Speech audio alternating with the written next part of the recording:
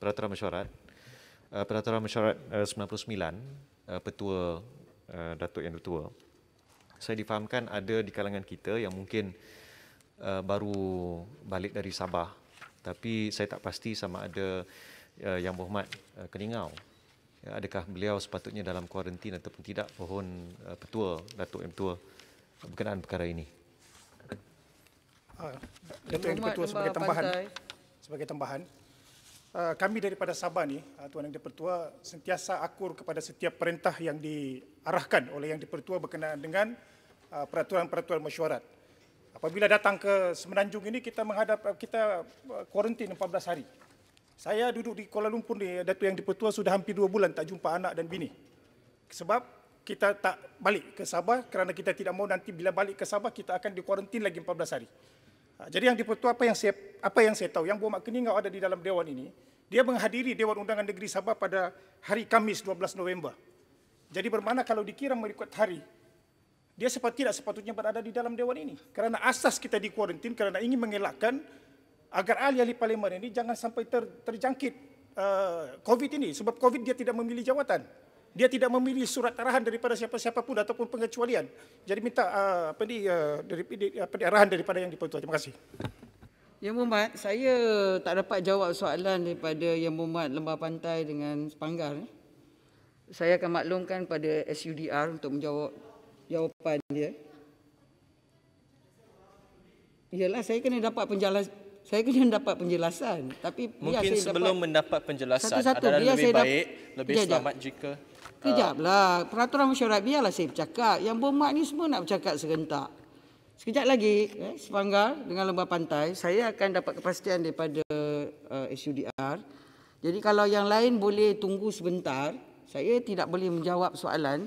Saya biarkan Yang Berhormat Menteri mulakan jawapan dan kemudian saya minta dalam beberapa minit untuk mendapat jawapan bertulis dan saya akan baca jawapan tersebut. Boleh tak? Ya. Ini betul, izinkan saya. Mungkin sebelum kita mendapat jawapan tersebut, mungkin mungkin satu petua supaya YB dari Keningau untuk keluar dari Dewan ini, because we want to lean on the safety side dalam isu infectious disease. Sekian, terima kasih. Ya. Yang Berhormat, saya tak dapat buatkan kenyataan tersebut sebab saya kena perlu mendapat kepastian. Yang Berhormat mesti faham bahawa kalau mereka masuk daripada pintu depan, itu dalam bidang kuasa pihak-pihak berkuasa parlimen. Yang Berhormat ada dalam Dewan sekarang, saya tidak boleh suruh dia keluar setakat saya dapat kepastian pada SUDR. Jadi saya nak minta masa, boleh tak berlaku adil juga kepada saya? Biar saya dapat kepastian pada yang dibawa oleh Yang Berhormat. Datuk Speaker, tak boleh ke kita minta Yang Berhormat Keningau berdiri dan menjelaskan kepada Dewan Yang Mulia ini sama ada beliau telah melalui 14 hari quarantine period. Itu sahaja yang kami minta. Yang Berhormat, saya nak cuba selesai. Saya faham, tapi kalau Yang Berhormat nak suruh saya tanya dia sekarang, saya rasa biar saya dapat kepastian daripada pihak parlimen. Kalau saya nak minta dia bagikan kepastian. Tak, kalau YB Keningau berdiri dan cakap bahawa beliau sudah berkuarantin sejak bila sampai ikut bila, arahan speaker lah. Speaker ada kuasa. Itu dalam kita recorded, kita satisfied. Kita satisfied. Jadi saya rasa simple saja. Minta YB Keningau berdiri. Tapi Yang Berhormat kena berlaku adil pada semua pihak. Sebab kalau Yang Berhormat nak suruh dia bangun dia jawab, saya tak tahu apa yang jawapan yang telah dia beri secara rasmi ataupun tidak. Jawapan dalam Dewan Yang Mulia ini bagaimana nak jadi tak rasmi? Kalau itu yang Berhormat sebut, jadi maknanya keputusan yang perlu saya buat, kita kena reses sementara nak dapat kepastian daripada doktor non-hospital. Okey, kita reses sekarang kerana ini perkara yang penting. Adakah Yang Berhormat nak ya, jangan arah saya, biar saya dapat kepastian. SUDR ada di belakang. Boleh tak Yang Berhormat benarkan saya? Sebab kalau nak cakap pasal Yang Berhormat ada dalam Dewan, kita kena dapat kepastian pukul berapa dia berada dalam Dewan.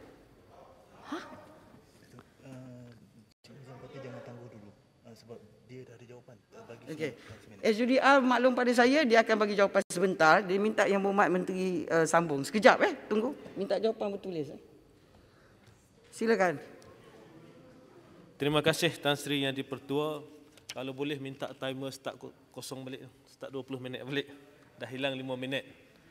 Bismillahirrahmanirrahim. Jawapan daripada SUDR.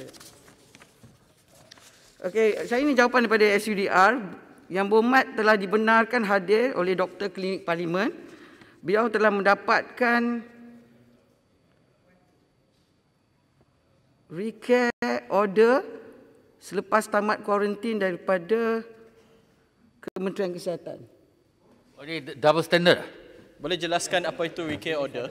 Kita tak nak Beliau antara telah dua mendapat darjat ni. relief order selepas Datuk tamat Yang di-Pertua, kuarantin daripada Kementerian Order siapa? Kesihatan. Order siapa? Sila Ini jelaskan. jawapan rasmi saya Okey, dapat. Datuk Yang di-Pertua, saya mohon mencela di sini sebab saya daripada Sabah. Saya ahli parlimen daripada Sabah yang telah melalui proses. Makcik saya meninggal dekat Sempurna, Datuk Yang di-Pertua. Saya tidak dibenarkan balik.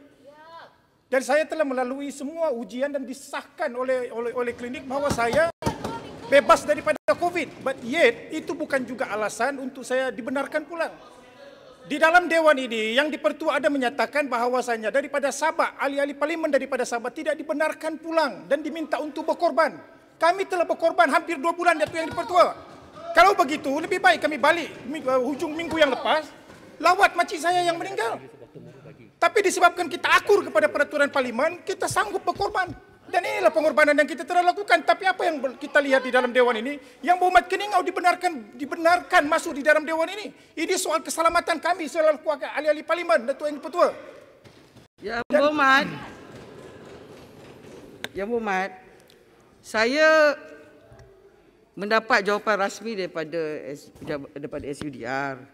Kalau Yang Berhormat tak puas hati dengan keputusan yang dibuat oleh Klinik Parlimen dan juga tentang order yang dibenarkan oleh Kementerian Kesihatan, Yang Berhormat kena bawa pada speaker. Setakat ini, bagi saya selaku pengurusi pada majlis hari ini sebagai timbalan speaker, saya mendapat arahan untuk melaksanakan jawapan daripada menteri. Jadi itu akan saya laksanakan.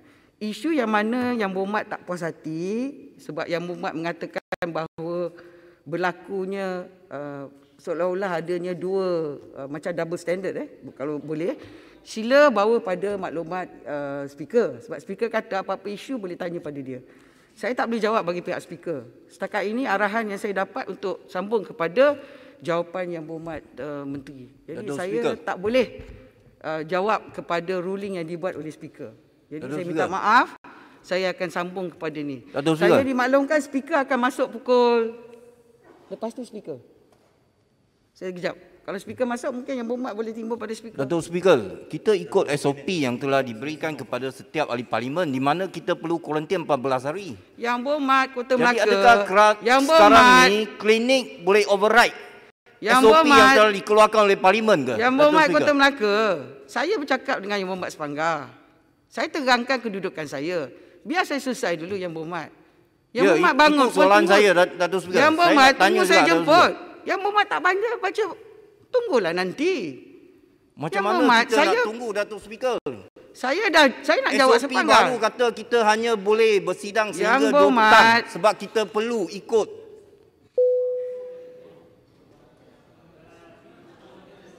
Yang Berhormat, saya nak jawab Yang Berhormat Sepanggar.